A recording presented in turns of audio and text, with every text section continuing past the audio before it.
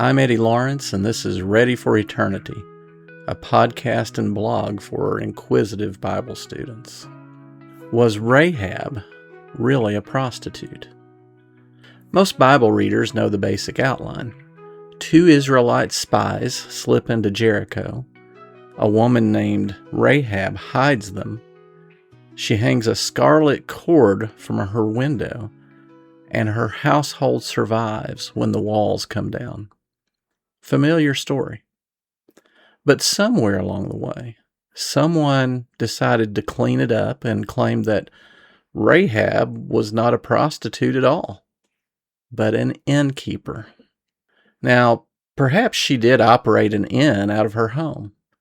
That wouldn't be surprising given the historical association between the two professions, but an innkeeper is not what the biblical text calls her.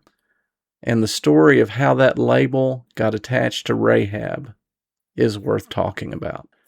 The Hebrew scriptures settle it very conclusively. The Old Testament identifies Rahab with the Hebrew word zonah. This word appears nearly 90 times in the Old Testament, and it never carries a favorable meaning. Standard Hebrew lexicons are uniform on this point. Zonah means prostitute. There is no range of meaning here that might allow for her to be an innkeeper, a hostess, or any other respectable alternative. Ancient translators agreed. When Jewish scholars produced the Greek Septuagint, they rendered zonah with the Greek word pornes, which is the root word behind the English word pornography. The translators who knew both languages and both cultures chose this word without hesitation. The biblical text in both Hebrew and Greek identifies Rahab as a harlot. There simply is no ambiguity to resolve. So where does the innkeeper idea come from? Most likely from Flavius Josephus, the first-century Jewish historian. In his book Antiquities of the Jews, Josephus refers to Rahab as an innkeeper rather than a prostitute. But context matters here. Josephus wrote Antiquities specifically for a Greco-Roman audience. His goal was to present Jewish history in a favorable light to non-Jewish readers. Softening Rahab's profession from harlot to innkeeper fits that agenda neatly. He had both social and literary reasons to reach for a more respectable term. Interestingly, William Whiston, one of the most well-known English translators of Josephus, added a note in his translation that actually illuminates what Josephus may have been doing.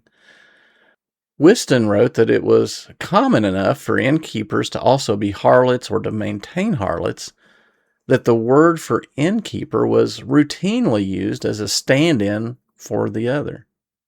In other words, Josephus may have used a polite euphemism that his original readers would have understood perfectly. He didn't so much deny Rahab's profession as dress it in more acceptable language for his audience. The Hebrew text, however, calls her what she was. This is not just a trivia correction. The identity of Rahab as a prostitute carries real theological weight. Richard Hess, in his commentary on Joshua, notes that prostitutes and innkeepers shared a social association in the ancient Near East among West Semitic and Hittite cultures. This connection actually helps explain a practical detail in the story. Why did the Israelite spies go to Rahab's house in the first place? A prostitute's house was a good place to gather information without raising suspicion. The spies could blend in as customers, and no one would ask uncomfortable questions about strangers passing through. Rahab herself seems to have understood this cover. When the king's men came looking, She hid the spies and misdirected the search party without missing a beat. She played the situation with remarkable composure, which suggests that she understood they were posing as customers and used that to her advantage from the moment they walked through her door. Her house was also built into the city wall, making it an ideal location for a quick escape when the time came. Surely this was an advantage the spies noticed when selecting their lodging. None of that works as well if she was just running a bed and breakfast. More importantly, consider what the New Testament does with Rahab. In Matthew 1:5, Matthew includes her in the genealogy of Jesus. The writer of Hebrews places her in the Hall of Faith alongside Abraham, Moses, and Gideon in Hebrews chapter 11. And James holds her up as an example of faith demonstrated through action in James chapter 2, verse 25. The point isn't that God tolerated Rahab despite who she was.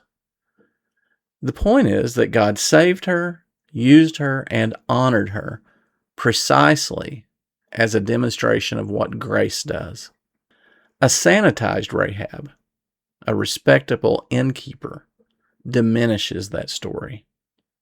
A Rahab who is exactly what the Hebrew says she was makes the grace of God all the more striking. Let's leave her as we found her in the text.